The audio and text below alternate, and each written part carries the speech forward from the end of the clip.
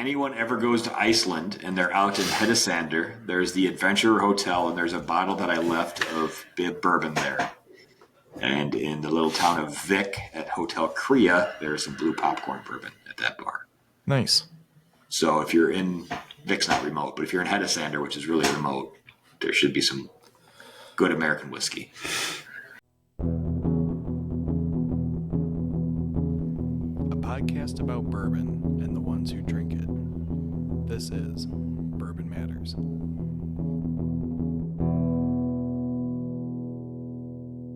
Welcome to Bourbon Matters. I'm Jake. I'm Dan. And I'm Gold Eagle Jake. Woo! That was with authority on the last one. Record that and just replay it every time from now on.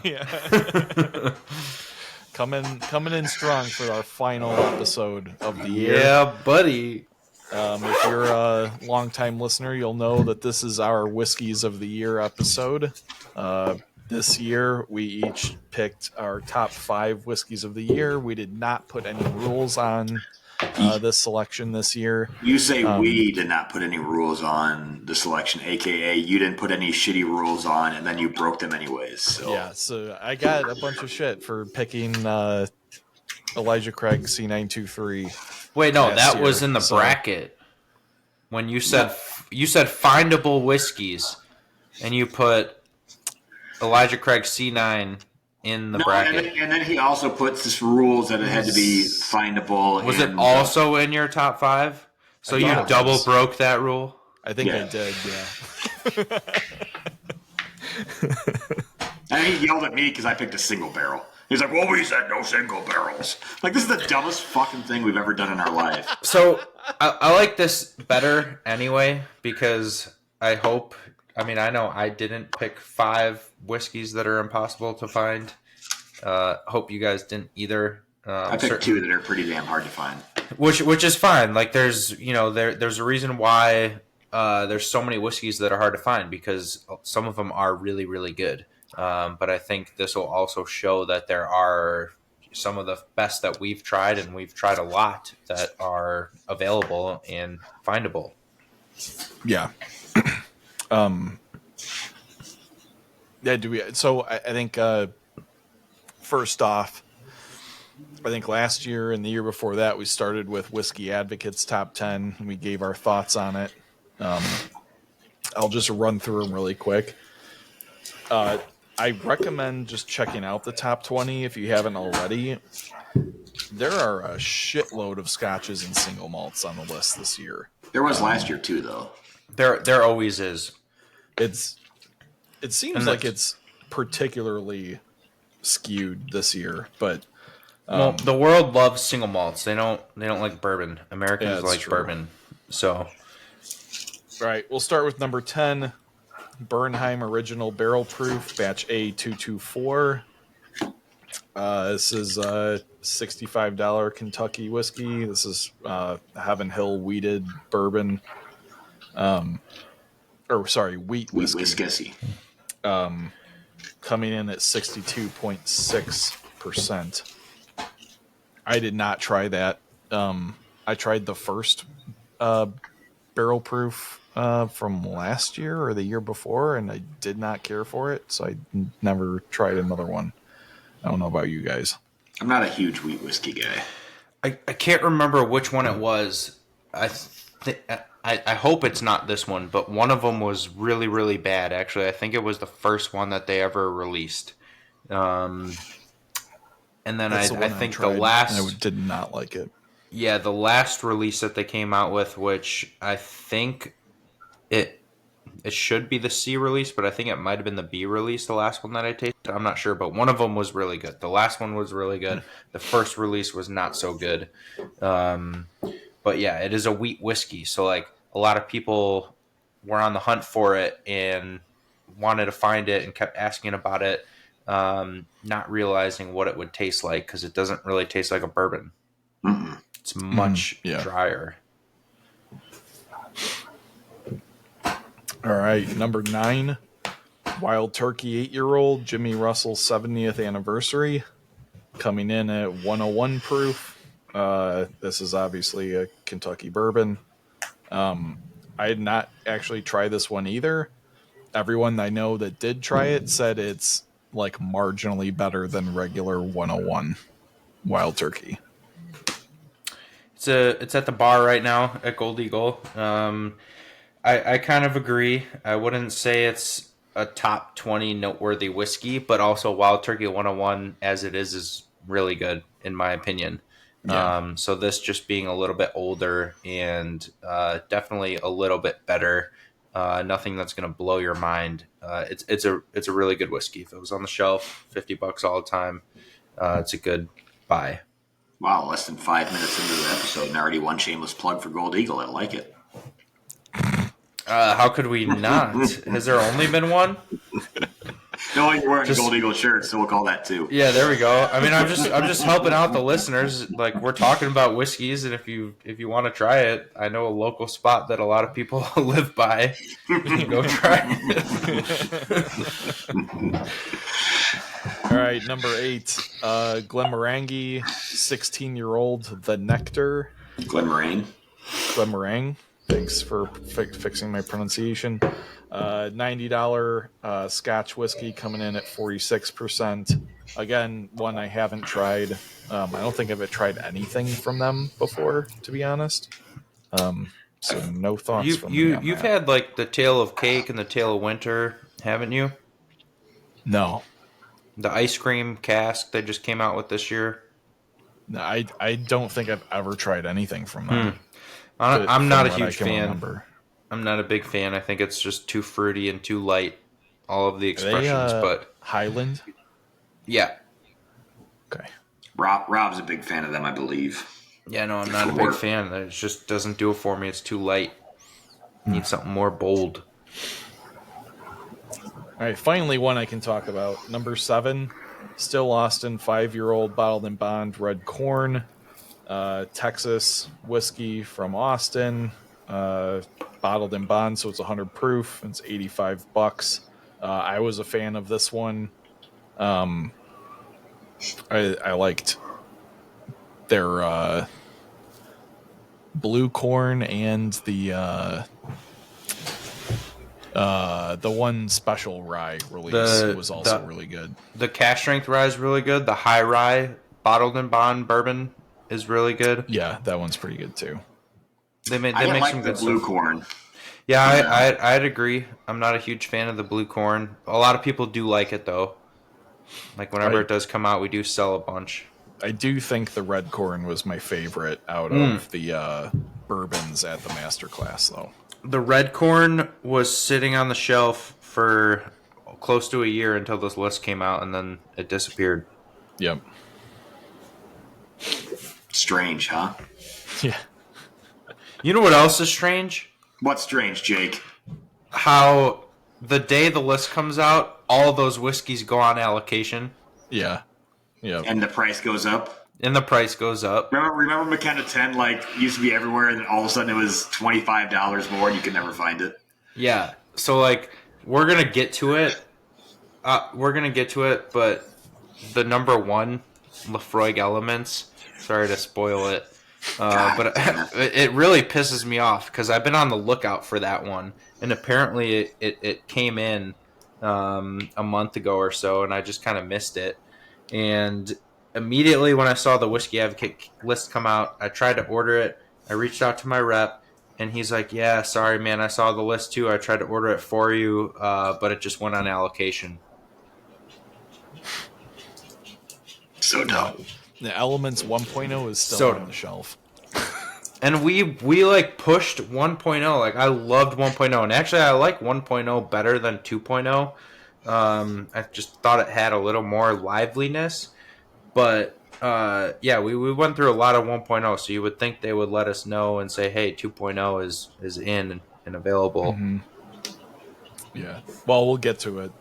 We will. Yeah, sorry to ruin it. My blood started boiling a little bit there. All right, number 6, Booker's Springfield batch, which is 2024 batch 1. It's $90, 62.25% Kentucky bourbon. I haven't had that batch, so I can't say one or the other, but I've never enjoyed a Booker's. Yeah, Like I I've don't. never sat down and had a Booker's been like, oh, this is the best thing ever. I'm glad I hunted this out and way overspent for it. Yeah, same. To be honest. I used to be a big Booker's fan, and only am not as much anymore, just because Knob Creek single barrels are, I think, Just as, better yeah. and less expensive and more available. And we talked about it when we did that Booker's pick a couple of years ago for Gold Eagle. Mm-hmm. There, or not Booker's pick, the Knob Knob Creek. Creek We had from the a Booker's warehouse. Yeah. Turned it down. Said Yeah. nope. All right, number 5. Dan's gonna love this one. Heaven Hill Green to Glass. Oh, jeez. Fuck. Let's go, I love how Dan. none of us like that anyways. Like Which besides the whole one? This is the straight bourbon whiskey. Yeah, the bourbon one. Oh, that was the worst one. Yeah. Yeah, I would agree. I like how none of us like that, and beside, like, I just didn't like the flavor profile of it, regardless of the fact that it's a complete marketing piece of shit that needs to go away and needs to be done, and there needs to be, like, I so badly want a January 6th Heaven Hill because of this. It's so dumb. Oh man! All right. Yeah, I mean, I totally agree. I Like, think, at least pick the rye or the wheated. Come on. yeah, the weeded I was like super impressed by. I thought the weeded was the best of the three. I did not like the rye, and I did not like the bourbon at all. Yeah, same. But even the weeded wasn't, like, phenomenal. It wasn't top 20, but the wheated was by far the best. I It's like such a the bullshit weeded list, best, by the but, way. Yeah. I'm already pissed off. Jake's pissed off. I'm pissed off. Well, is there anyone on the list who doesn't have a lot of money? No. So yeah. I do think this list is one of the more credible, but how many of them are the actual just taste and nothing else? Yeah. It's only going to get worse for Dan on the next one. Bardstown Bourbon Co. collaborative series Amrut. Amrut. Thank you. 55% alcohol, $160. Obviously, this is It's a rye. Oh, it is a rye? Yeah, it's like 70% rye and 30% bourbon blended together, finished in an Amrut barrel, which is an Indian single malt. Huh, interesting. Okay. And yeah, I I was going believe- to ask you if you knew what. Yeah, I Amrut believe was, 'cause I they don't. collaborated. It's like one of the most award-winning popular Indian single malts. They've been around for quite a bit, and I believe they collaborated with like the master distiller at Amrut for this, and it was a full project. But obviously, both sides, lots of money involved. Yeah. Like, this one was good, but it didn't blow me away to be on a top 20 list. Yeah, $160 is real steep for. Yeah. What? Bardstown Bourbon charging an asinine amount of dollars for a whiskey? No. We wouldn't do that. All right, number 3, Lagavulin 12-year-old, The Ink of Legends, which is actually a special release from 2023. So I don't know how it ended up on this list. It was very much delayed in its release. Oh, okay. 56.4%, $170, and this is a Scotch, obviously. Haven't tried this one, but regular Lagavulin 12 is pretty damn good. I don't know why it would be worth $170, but So that's my big thing on this one. So this is actually on the shelf at Gold Eagle, and it's been on the shelf for almost a year now. yeah. And yeah, it's $180. We were allocated 3 bottles, and just kind of figured they would disappear right away because anything Scotch that's limited from a big distillery like that, people are normally on the lookout for. But again, this is the U.S., and they just sat there. But also the price point, $180 for a 12-year. Their 16-year is on sale right now for $70 on the shelf, so less than half. Fantastic. Yeah. And I actually just grabbed, we have their Distillers edition that's been on the shelf for a while, and I grabbed a bottle a week ago, took it home. That bottle's fantastic. It's like 120, finished in multiple different types of sherry barrels. So I don't, I can't talk negatively about this 12 year because I haven't tasted it. But the price just seems a little wonky. Yeah. All right, number 2, Bruichladdich 18-year-old. Glady. Bruichladdich, come on. Thank you. I thought you come to our master He's a classes. Scot. He likes all these Scotch. Yeah. You can't even pronounce a fucking Scotch name right. You're supposed to be my Jesus Scotch. Masterclass. You're supposed to be my Scotch buddy. Hey, god damn. I didn't pronounce a goddamn thing correctly in any of the Scotch episodes, so just who I am, I guess. This is 100 proof, $180. Obviously, it's a Scotch. This is Isla, so more up your alley, Jake. I did not get to try this one because I missed that master class. So, what are your thoughts on it? So I've gotten so much good feedback on this one. What's extremely unique about it is it's actually not peated, and it's 18 years old. So it's one of the few whiskeys to be distilled on Isla that's unpeated. It's super complex, but it's also very light. And while I am a huge fan of the whiskey, I wouldn't. There's another one that I wouldn't peg would be in my top 20. They talk very. 180 is a pretty decent price point for an 18-year-old. So I mean, like people did love it. Maybe it just didn't match perfectly with my palate, but people loved it at our class, and we sold out of the 6 bottles that we had, and they kind of pegged it as being like a limited but continual release.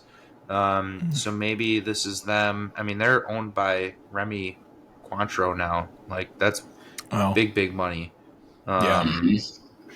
So, yeah, they. I don't know. They could have found their way on the list because of that. And this is like their new higher end, like year round ish product. So it would make sense that they'd want this one on there. So yeah, while it is really good, I wouldn't put it in my top noticeable whiskeys of the year. Yeah. All right, and then number 1, which is already spoiled, Lefroy Elements 2.0 cast strength. This is 59.6 proof, $165. Also a Scotch whiskey. My buddy Jimmy, shout out, found me a bottle. We popped it at the Lake County Whiskey Club tasting over the weekend. It is very good. I'm glad I got one. Like you said, Jake, I don't know. I'd have to do side by side with the 1.0 to see which one I like better. But off of memory, I think I lean toward the 1.0 a little bit. But this one was also very good. I'm not like upset that it's the number 1 on the Whiskey Advocate list. I like seeing Scotch on the list. It makes me smile. It's not. I mean, I'm sorry to say it, and I probably shouldn't be saying it, but I just find myself gravitating more and more towards single malt and specifically Scotch. I don't have a problem with you doing that. Drink what you like, boys. That's There you go. Way to be positive, Dan. But my number 1 on my list this year is the bourbon. There you go. Ooh. So Bringing it home. I will say a lot of these worry. lists are bullshit, and you got to pay for it. I do want to throw this out there that I will be whiskey, shocked. I should say. I will be shocked if our 7-year doesn't end up in Fred Minnick's top 100 this year. And I just want to throw it out there that I sent him a sample bottle with no swag and no dollar bills in it. He reviewed it once in July and called it one of his top whiskey outside the state of Kentucky he'd had so far for the year. And then when I was in Iceland, he just posted a picture of it and just said, wow, from a full bottle. So That's awesome. If Whiskey Acres does end up on his top 100, just know that there was $0 spent in this effort. And just know that we gonna have If it doesn't, and if it doesn't, with what he's talked about, know that it's because there was $0 in the box with his sample bottle. You didn't go and do anything for him? Fuck no. note that Gold Eagle has some in stock right now. Yeah. That's the one. There's not much. We've been out for a while. There's a little bit left on seal box. We just kept stocking up. I mean, I know it's great. It's absolutely delicious. So we just bought a case or two every week and watch it come up as top 5 on Fred Minnick's list, and then we'll sell There's out gonna be the more day. you can get it besides seal box. Yeah. And use so. Yeah. Even the Whiskey Acres haters should go give it a try. It is very different from the past releases, and it is very good. Just doesn't Right. not that funk or craftiness was like bad, but just it doesn't have that. It is Yeah. straight like a Kentucky well-aged bourbon.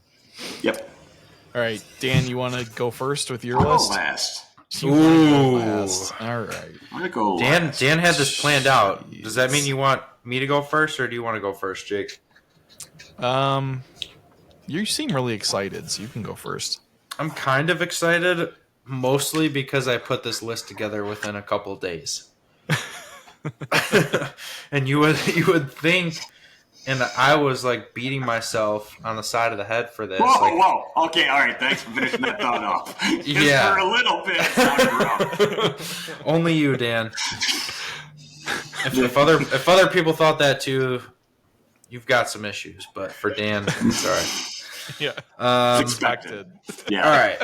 So, and I don't mean to say this to boast or brag in any way, but I get to try. I'm lucky to try so many different things with all the master classes that we do, and people coming into the store with samples. Great customers that share pours with me. So I get the luxury of trying basically almost everything that's out there. This is should be easy. I should have all year long kept a list of whiskeys that really stood out and like narrowed it down from 100 down to 50 and then down to 5. But these are just 5 whiskeys that all really stood out to me. I have 3 or 4 whiskeys on my reserve list, and I just kind of paired up my top 4 or 5 in the order that I was feeling today, I guess. So, without further ado, I will start with. Do we want to say any reserves, or do we just want to go straight in a top 5? You can do some honorable mentions. So that means Jake has honorable mentions. I didn't do that because I follow the fucking rules he sets forward every time, and then he just changes them last second for whatever he wants to do. So, well, this is an honorable mention. Yeah, we did it last year. This is a podcast about whiskey and rambling and talking. So, why not? So, our Old Rick single barrel pick that we did with Adventures Club, that would be an honorable mention. The Bruichladdich Octomore 15.2, I believe, was my favorite. I couldn't remember exactly. I think it's pronounced Bruichladdich. Bruichladdich. Who is Old Rick? Old Rick is Good Times, but it's unfinished, and it's minimum 10 years. Nice. So Octomore, I believe it was 15.2. It's either 2 or 3. That was my favorite. And then the Injury, the Drew, which is a cask strength Indian single malt. All right, number 5. Impex Collection M&H Muscat Wine Finish. So Impex is an importer of a bunch of really random small distilleries around the world. They have phenomenal spirits that nobody's heard of, basically. And we're thinking about we're going to do a masterclass with them next spring, which is like undiscovered single malts, like some of the best stuff that nobody really knows exists. But they brought a little sample at the masterclass of this Muscat wine finish. Long story short, they sent samples to the owner of Impex, and he was kind of like, all right, these are good, but like nothing's really great. And then they were like, all right, we took that personally. We're going to show him, like, send them their best cask, which was this Muscat wine finish. It's a 3-year-old Israeli single malt, but it's so hot there. It's kind of like Texas. Things just age hyper fast. And to me, my first thought after tasting it was it reminded me of like a 29-year-old or a 30-year Glendronach, which is some of the best whiskey I've ever had. And those bottles go for like $800. So this one was $130 or 120, right around there. I knew it wouldn't really sell, and I was right. So I only ordered 2 bottles, one for me and one for the store, and that bottle's still on the shelf at the store. It's a true hand sell, or it's a true gem for somebody who finds it. But that would be my number 5. It just tasted like a really dusty, old sherry forward Scotch, and it's a 3-year-old, $120. You guys stop me at any point if you have questions, comments, or concerns. Yeah, you said that Impex imports phenomenal spirits, but yet they don't own phenomenal spirits. Right 3. They don't. Yeah. Right 3. Boom, got them. Good plug. Shout out to Ride 3 because they just posted us this last week and shouted out the podcast. But yeah, so that's my number 5. Number 4, an allocated bottle that we can't get. Booker's 2024 Reserve Batch. After we just talked shit about Booker's, now it's the top 4. Yes, right. but okay. Just want to make sure. But this is not a regular release of Booker's. This was a one-off special edition Booker's called the Reserve Batch 2024. Kind of like how they did the 30-year and the Booker's Rye, just like straight one-off, never to be repeated, not part of the series, just a different bottling. So tried this when I was in Kentucky after a couple stops on the Bourbon Trail. So I'm also keeping that in mind. But what does that mean, Jake? It means we drove down that day. We went to a couple distilleries, but then I drove an hour and a half to the Airbnb. So I definitely was not tipsy or drunk, but I just had a few things to sip. So my palate might have been a little bit faded. But that was this made my list because I remember specifically how I felt as soon as I sipped on that bottle. It just was like perfect magic, Jim Beam, nuttiness, Knob Creek, everything that I love in a bourbon. It was super bold, super flavorful. So for that reason, I couldn't not put it on my list. It was probably my most memorable pour experience of the year. Nice. I tried to go back to Jim Beam the next morning and buy bottles, which I never, ever do, because we usually get stuff for much cheaper at the store. And they were sold out, even though they had some that day, and that's how I got to try it. Somebody in our group bought one and then brought it to the Airbnb. And we got 3 bottles at the store, and I will admit that I will be taking one. It will Jake, be the you can't. Jake just bought all 3. Yeah, no. The other tempting me 2 to pull the trigger on the Muscat it's in the middle of the show. Yeah, the other 2 I wanted to just see how many times I could get you to spend money on the show. Yeah. That's my whole goal. That's not a difficult game. Pick a more difficult game to play. But the other 2 bottles will be in our end of the year emails. This truly is the only bottle that I'm going to be taking for myself out of that whole list, not including barrel picks. I really don't care, and I'd rather like our Pappy and Antique collection go to all of our customers. But this is one that I definitely want to save for myself for a special occasion. So Booker's made the list. Number 3. Something that hasn't even released yet.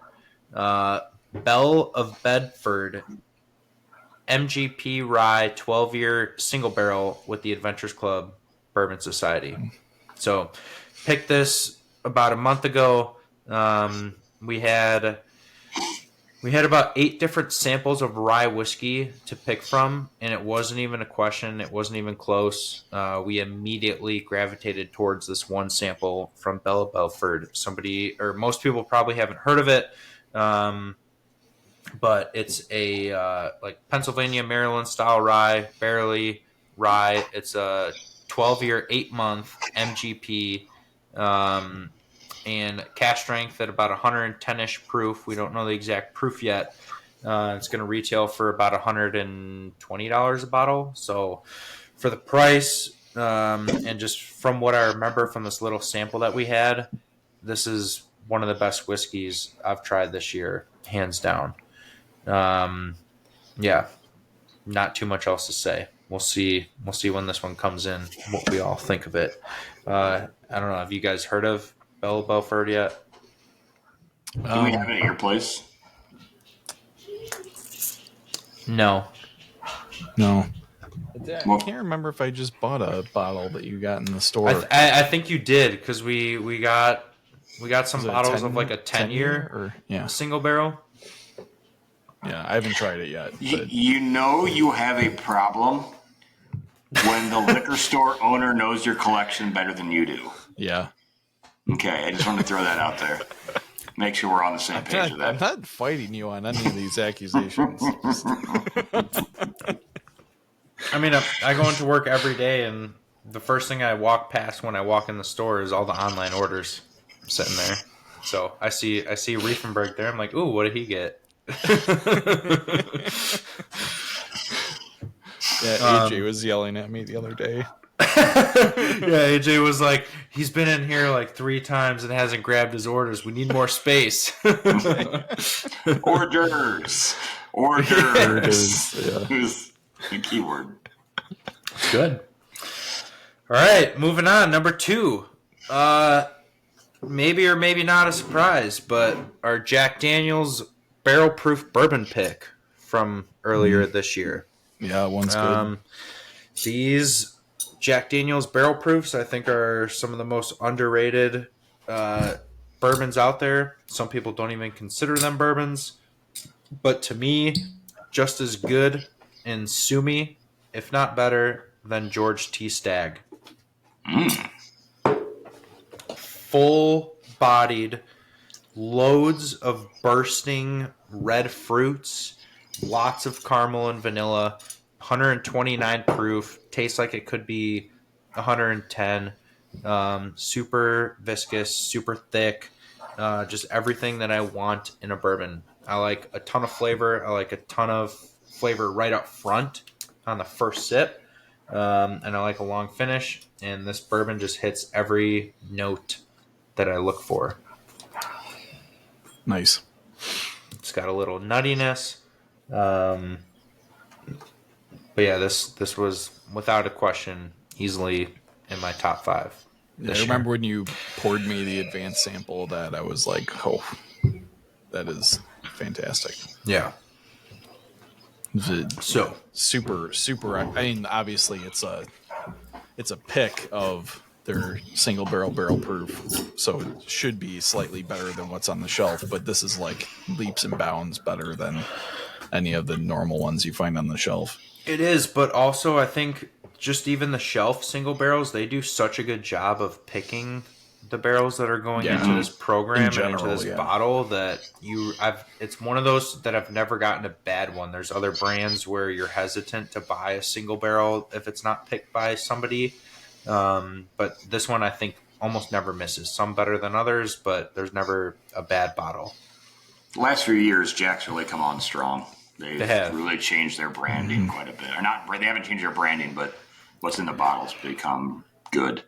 Yeah, or just like they've put more focus on their premium spirits than just the old number 7 label. Well, it's time for Gentleman Jack to die. Just stop wasting whiskey on. Yeah, we can just kill that, please. All right, number 1. Drum roll, please. This is gonna upset a lot of people. It's gonna make a lot of people happy. It's making me happy right now. Good. Chattanooga Isla Cask finish. Why is that going to make people mad? I don't know, because It's it's peaty not going to bourbon. be everyone's top 20. It's not going to be everyone's top 50. If you don't like peated whiskey, you're not going to like it at all. Yeah. But this is my top 5. And what I have been noticing lately with my drinking habits or trends is I've been gravitating towards peaty single malts. The only problem with peaty single malts is a lot of time they lack a little bit of body or a little bit of that bold flavor that I like in a bourbon. There's been probably at least 5 to 6 different American whiskey or bourbon releases in the past couple of years I've tried that have had some kind of peat influence. And every time I've been let down or disappointed, it just didn't work the way I thought it was going to work. Most of the time, I'm upset because it's lacking peat. Um, but this one for me hit every single note that I'm looking for. It's super just toasted oak, vanilla, caramel, bold, and then you get a really nice amount of smoke and peat, and it just all balances perfectly.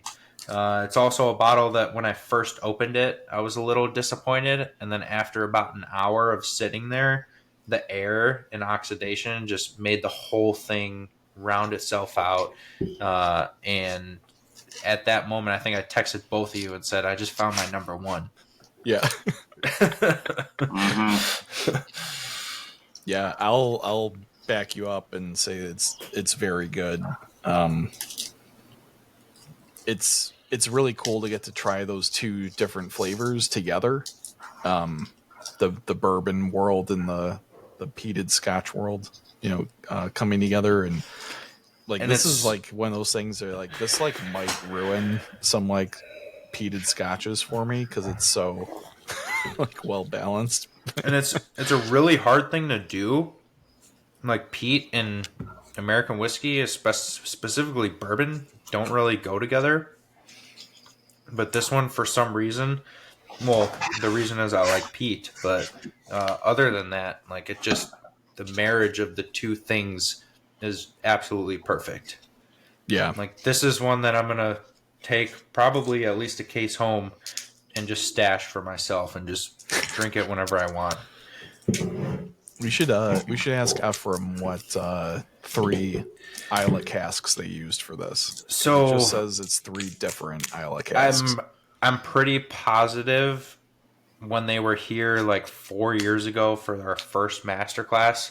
I know they did a Isla release before, and they said they couldn't say, but they told us it was Ardbeg, Lagavulin, Lafroig. So like I'm your not big saying, but I'm three. saying. Makes sense. Not saying, but I'm saying, and also like I Yeah. don't know for sure about this one, but I'm pretty sure that's what they said about the last release. So I would only assume they have the same broker or the same connection Yeah. that got them the Yeah. same barrels.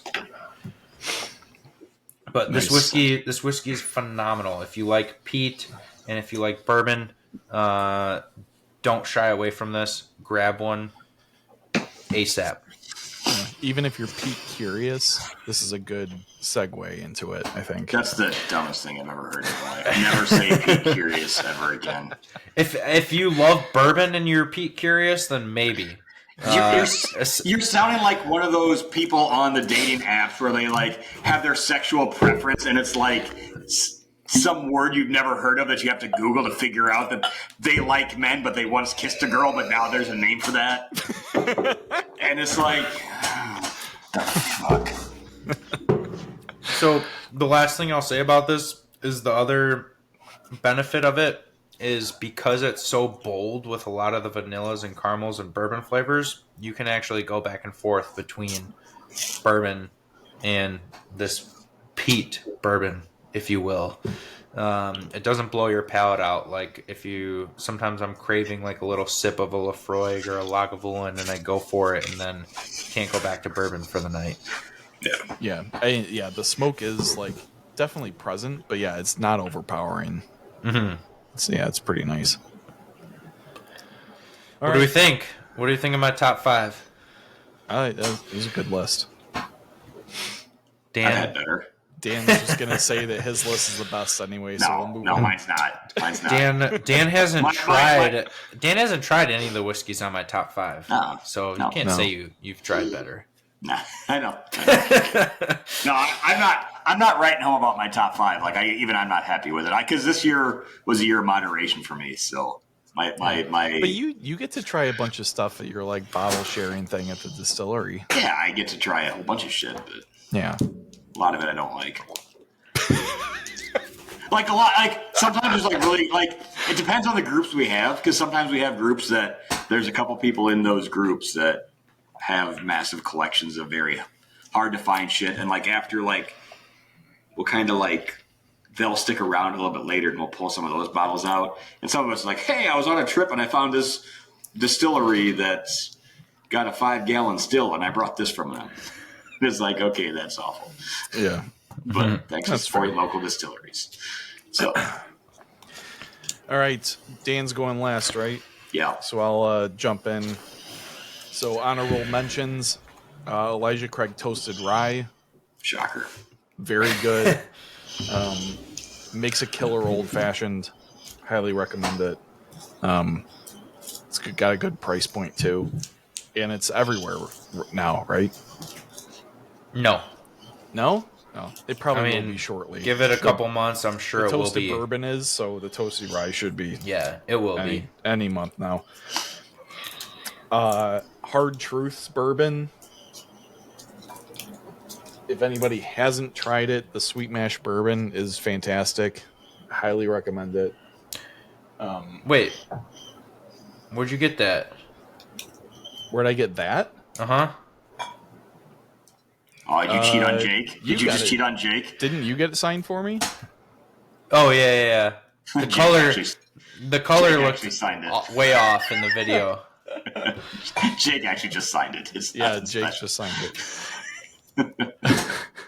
It looked like I don't know. It looked like a silver, and then when you tilted it in the light, I could see the green. Oh, okay. Yeah, their bourbon and their wheated bourbon are both very good. Give those a try if you haven't yet. We had heard from Brian, their master distiller, that those were coming, and that was like one of my biggest anticipated whiskeys of the year, and it did not fail me. It was very good. And then last honorable mention, Chattanooga Founders 12 was fantastic. We talked about it on the Chattanooga episode. Go check that out. But it's like berry crisp in like flavor profile. It's super good. Highly recommend it if you can still find it. I think you still have some at Gold Eagle. You might have like a couple left. I don't think we do anymore. Oh, okay. But we do have our Chattanooga barrel pick. The Chattanooga which I think rivals it. Yeah. All right. So my top 5. Number 5, Hard Truth Farmers Reserve in collaboration with Mellencamp Whiskey. This is part of like a limited series that they're doing with John Mellencamp and his family. The proceeds go to I think Farm Aid and some like local Indiana farms all produce the grain for all these releases with Mellencamp whiskey. This one is a blend. I don't believe it counts as either a bourbon or a rye. Was that number 2? Was that the Amberana? This is number 2. So I think that was a blend of their sweet mash bourbon and their chocolate malted rye, and then that's right. Part of it was finished in toasted Amberana. Yeah, it's super rich and like deep in flavor. It's fantastic. It's really desserty but not sweet. Yes, yeah. Like it has a lot of robust chocolatey kind of spice notes. Yeah, and we talked about this one with Brian also on our Hard Truth episode with their master distiller Brian. So check that out. And I'm glad you put Hard Truth because I wanted to work them in on my top 5 somehow, but didn't. Yeah, and they're I'm a big fan of them, and I love everything that they're putting out. So yeah, I had to put them in there. Number 4, like Jake from M&H, I have the Dead Sea Oh release. damn, we got a couple M&H's making the list. Yeah, so again, M&H is an Israeli single malt distiller. This release, the Dead Sea, is barrels aged. I think these ones were the ones he said were on a hotel roof. Yeah. Right next to the Dead Sea. So, Jake, you said it, like their climate is kind of like Texas. This would be like Death Valley, aging barrels in Death Valley. So yeah, it's super, super oaky and rich, and just like it doesn't lose that single malt character though, which is like nice and like fruity. So like it's a super cool balance. This was by far my favorite thing that we tried at that masterclass. Question about it. Yeah. Oh, go ahead. Sorry, go ahead. But I was just gonna say, like, this was my favorite thing that we tried at that masterclass, and that's saying a lot because everything we tried was really phenomenal distillery. Yeah, highly slept on.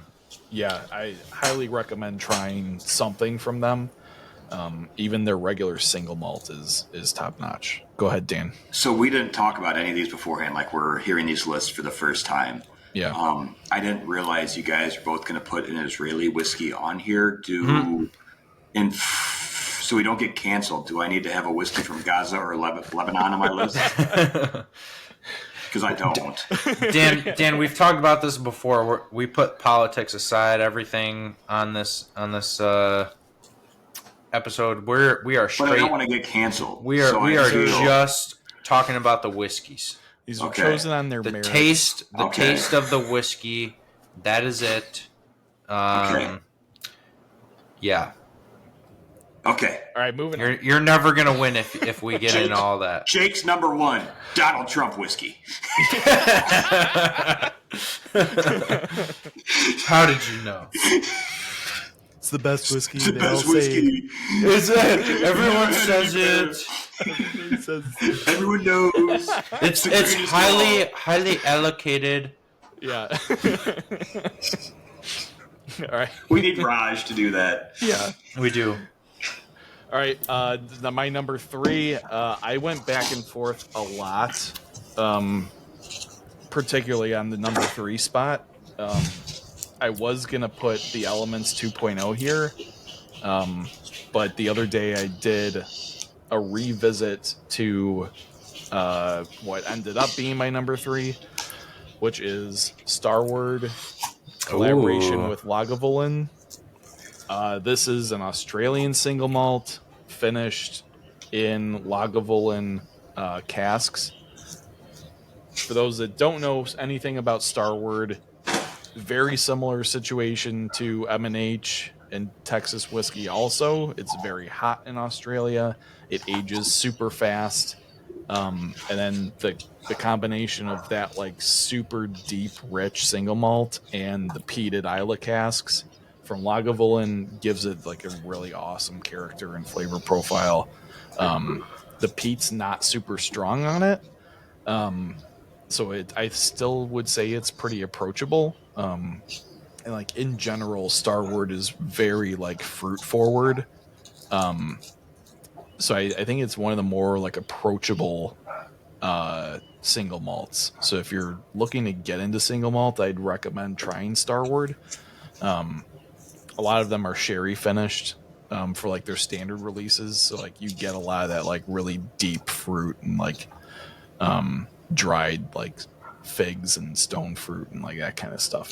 So they're a really good distillery to check out if you're looking for something cool and different. Number 2. I second that. Very friendly on the Isla too. Like it's there, just the right amount. Yeah, yep. Number 2, a barrel pick. Whiskey Acres barrel 1250. I don't say this because Dan is my friend because he can barely qualify as such. We're not friends. This is the new yeast strain with a rye mash bill instead of wheat. It's absolutely incredible. I think I have 3 bottles of this, and if Jake doesn't continue to sell it, I'll probably buy more. It's just so good. I think by far the best thing you guys have put out at Whiskey Acres to this point. I highly recommend it. It is not similar at all to anything else that you guys have put out. I think the closest thing would be this year's 7-year release. But this is, to me, is just a tad more in that like traditional Kentucky bourbon kind of flavor profile area. But it's still got a lot of like good character to it. So yeah, huge fan of this one. That's a winner for sure. A winner. Yeah. Big winner. And I think you tried it before I did. No. Yeah, because Dan poured me a sample before the masterclass. He tried it before the masterclass. Because I remember, Dan, you saying, like, you got to try this. You were like, you got to try the sample. Like, Jake absolutely loved it. So then I got super excited, and I tried it. I'm like, there's no way this is Whiskey Acres. Dan will never give me the credit for this, but I guessed it was a rye mash bill. Wow. I don't remember that at all. All right, number 1. We actually talked about this distillery in our celebrity brands episode. What, was that last week? 2 weeks ago. It is not. It is. It's one of the Florida Georgia Line brands. Oh, Cedar Ridge, the quintessential American single malt. This is their 2024 special release titled the Untitled Cigar Malt Project. I don't remember who. I think you gave me a sample of this at the bar. Yeah. And summer. Bob Keegan. Yes. Yeah. And Bob. Shout out to Bob. He was like, I don't normally like single malts, but this is amazing. And then I'm pretty sure he opened it, poured it for both of us. Yeah. Absolutely blew me away. Yeah. It's so good. I can't wait to have a cigar with this. At my next opportunity, because it's so deep and rich and like so well oaked, but it still carries a lot of that fruitiness that some single malts have. It's so well rounded and balanced. I love it. It's awesome. It got a lot of praise right out of the gate. There was a couple whiskey influencers along with a few other reviewers who immediately were like, oh, this is going to be in my Whiskey of the Year contention. So right at that point, we started stocking up on it. We were ordering like as much as they would allow us, a couple cases a week, until they finally ran out, and then convinced the distributor to put another pickup order in from the distillery. They still had some at the distillery. And yeah, a lot of good feedback on this one. I'm glad you put it in your list. I kind of totally forgot about it, but this is a phenomenal example of a smaller distillery putting together a really, really good whiskey, specifically single malt. Yeah, and we talked about them in the celebrity episode because they actually distill the Slipknot whiskey line, which is kind of cool.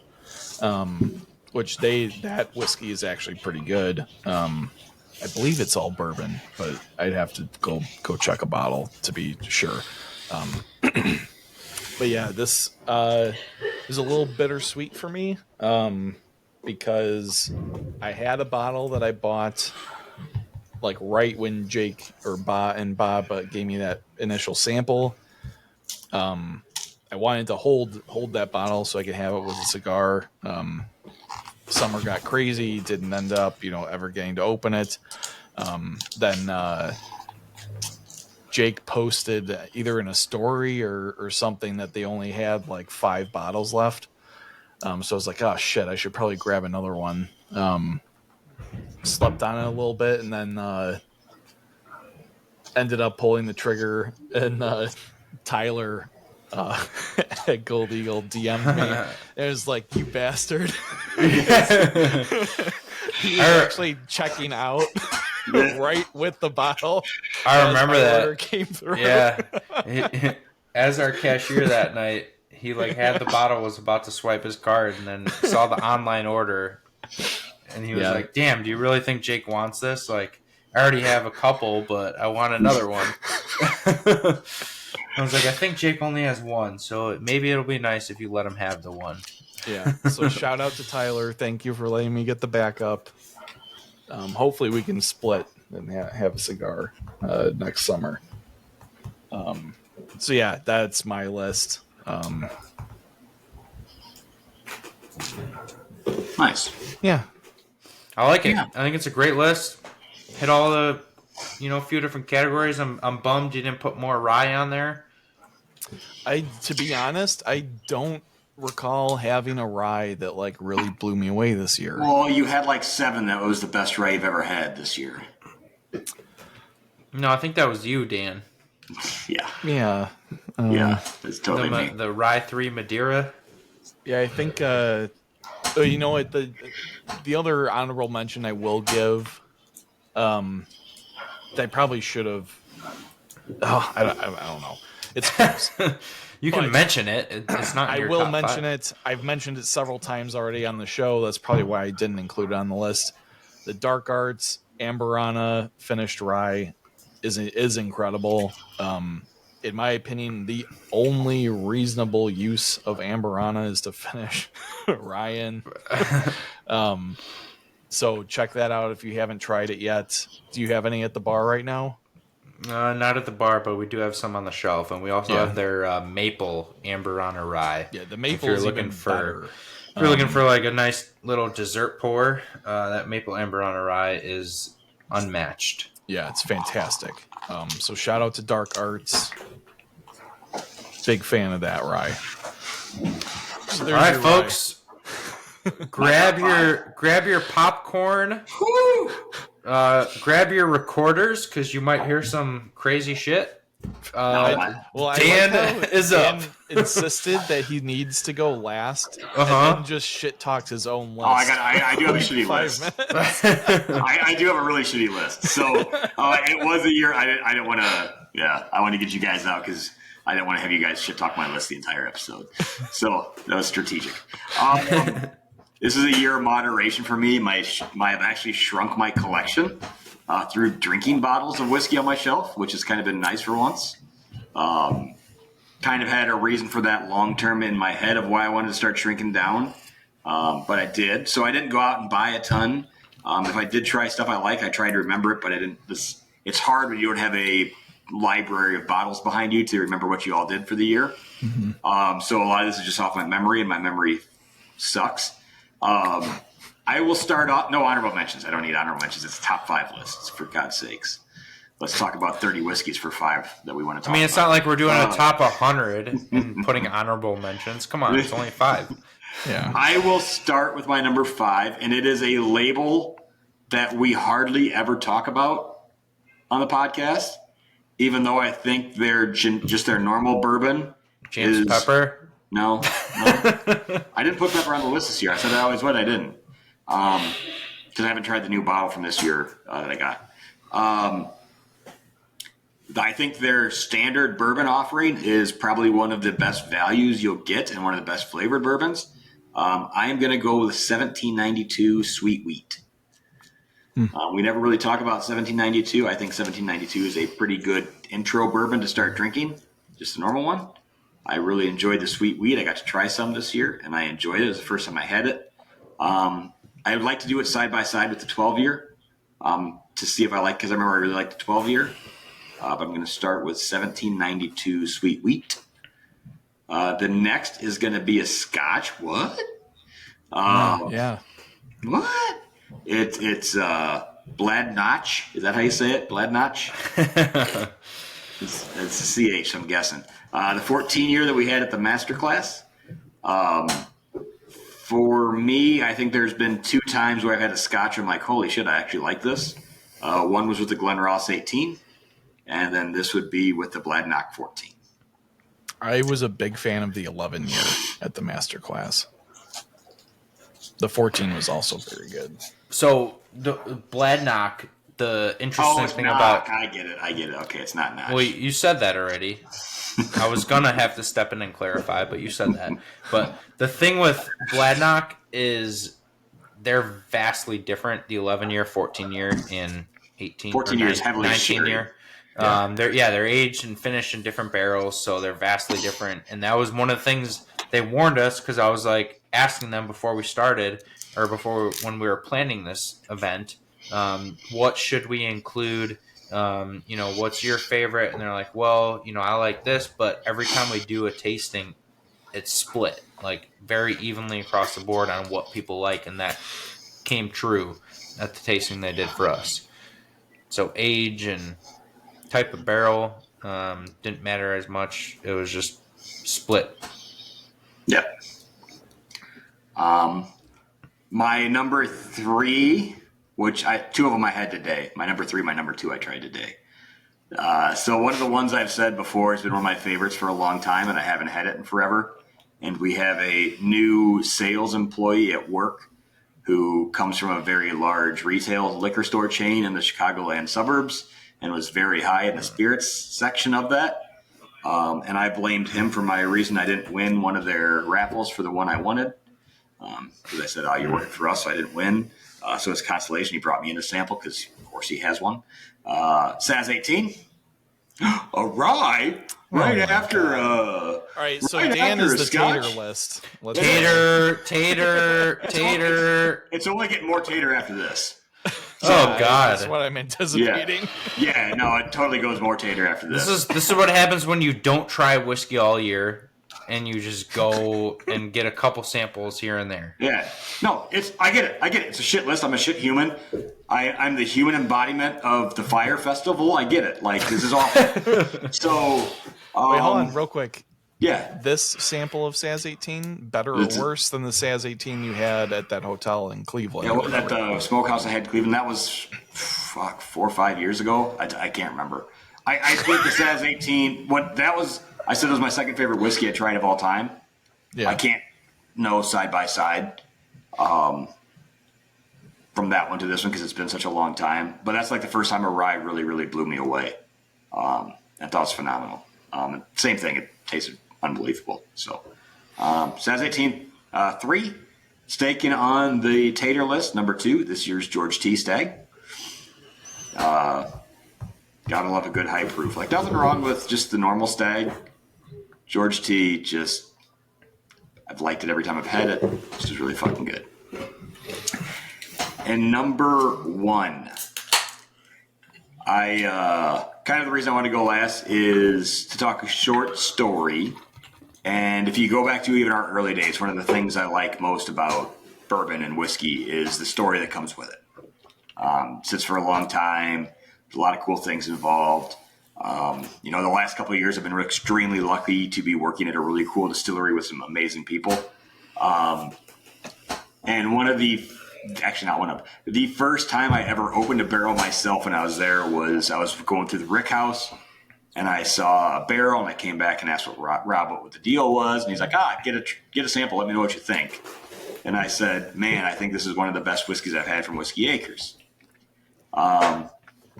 And that bottle is $12.50. Good choice. Bourbon with rye mash bill. And it stuck with me because I remembered how good that barrel was. I was lucky enough to be able to taste it from the barrel. I was lucky enough to be able to bring it to Jake. And from me, like, thinking it was the best thing that I've had from our company to seeing Jake's reaction when he tried it and the smile was on his face was a really cool story. And it kind of is full circle now because we've talked about it. By the time this airs, I will no longer be working, or shortly after, I will no longer be working at Whiskey Acres. It's been a hell of a 2-year run. I sold out of my company to step back and enjoy life and pursue some passions. Whiskey was one of them. This opportunity came up. It's been great. It was a tough decision to decide to leave.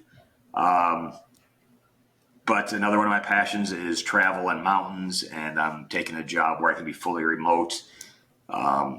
Difficult decision, but it's the next chapter for me. We had a lot of talks at work. I'll stick around and help them a little bit. I'll probably, before I move out of state, will stick around and do one more Whiskey Acres masterclass for Jake.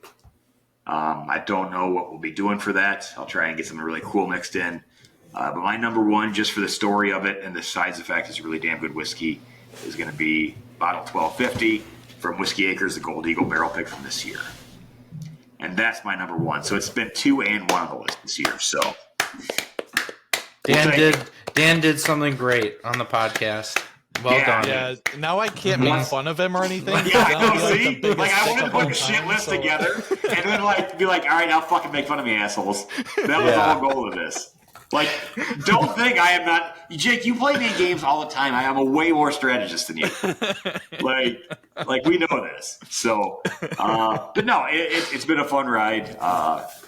They're doing some great things there too. It's only continue to get better. So it's tough to leave as they're getting better.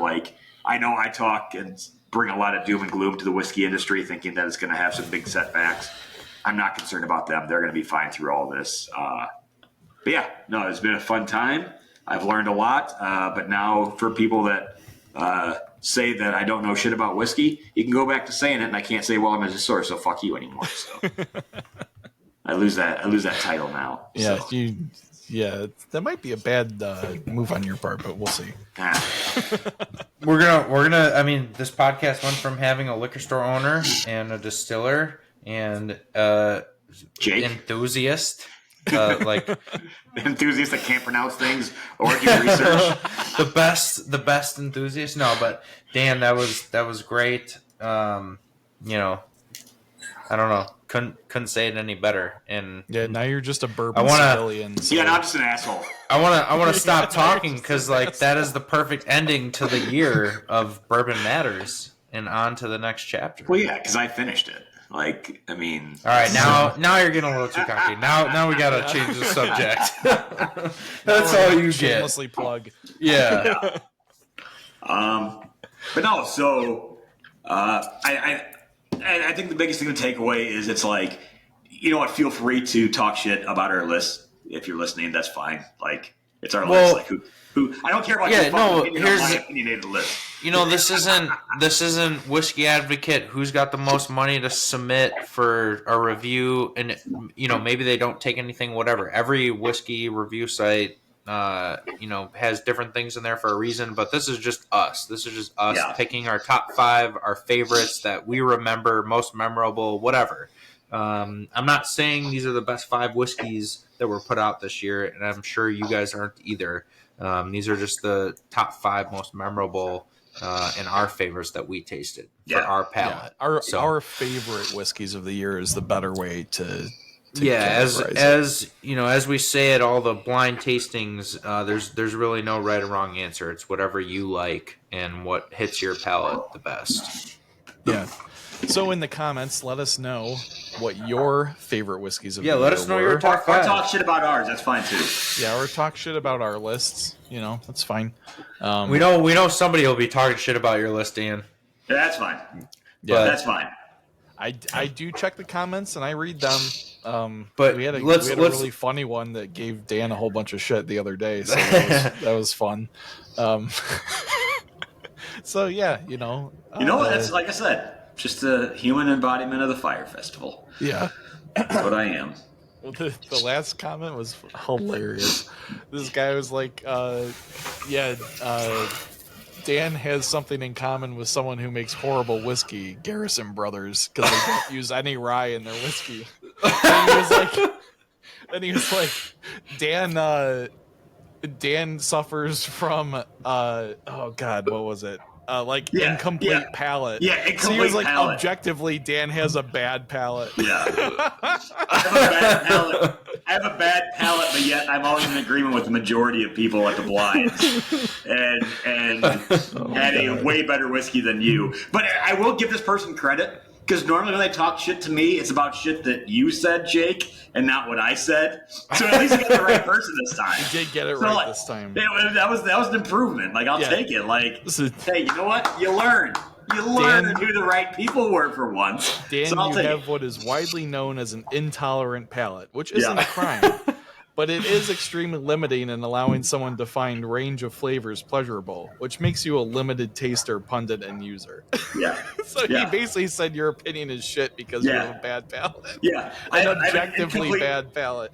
I have an incomplete palate. I ate fermented shark and drank a whiskey that was smoked with sheep shit last week. Yet I have an incomplete palate. On that note. Oh my god. Happy fucking New Year's, everybody. Happy New Year.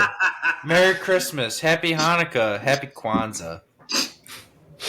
Festivus. You forgot Festivus. Whatever. All of them. So if anybody wants to find something that was on one of our lists that actually is findable, where would they buy that from? There's quite a bit on this list that is still findable. You can go to Gold Eagle, 255 Peterson Road in Libertyville. You can go to goldeaglewine.com. You can download our app on the Apple App Store, Google Play Store. Search for any of these products. Check out online. Follow us on Instagram at Gold Eagle Wine. Follow us on Facebook at Gold Eagle Spirits. And see what we get delivered, what's new. But yeah, this was, to me, one of the more fun episodes of the year. Thank you guys for putting together an awesome top 5 list. Mine was okay. Let's not overstate things. I don't know, Dan. I think you made up for it. You're number one. You made up for all your faults. I got so many this time. and I do love how you tied in a nice story to it. We love stories. People love stories, and I'm excited to see where this podcast goes next year. I think we're gonna just take it to new levels, get some more industry guests on here, expand our topics, and revisit some of the best ones. So, and unfortunately for those people, if you didn't hear it correctly, I'm leaving the distillery, not the podcast. So I'm sorry that. Unfortunately, I'm still part of the podcast. Yeah, not so. Just in case you're wondering, I'm still here. So suck it. Jake, where can people hear previous episodes? Where can they hear us next year when we have a lot more new things, cool interviews, cool guests, probably some stupid shit talk? There's probably be a fight between me and Gold Eagle Jake at one point. I think that's kind of forecasting forward a little bit. Where can people listen to us? Dan, are you building up some grudges? No, I'm just talking the truth. There's no grudges. We're probably just going to fight at some point. All right. Yeah, I'm always the semi-neutral party in the disagreements. Once bourbon booms again, then we're gonna fight. Jake's only the most. I told you, bitch. Jake's only the most neutral because he can't take a fucking stand on anything. Fine, I'll start taking stands. You don't want an arbiter of the conversation anymore? Fine, I'll start taking stands.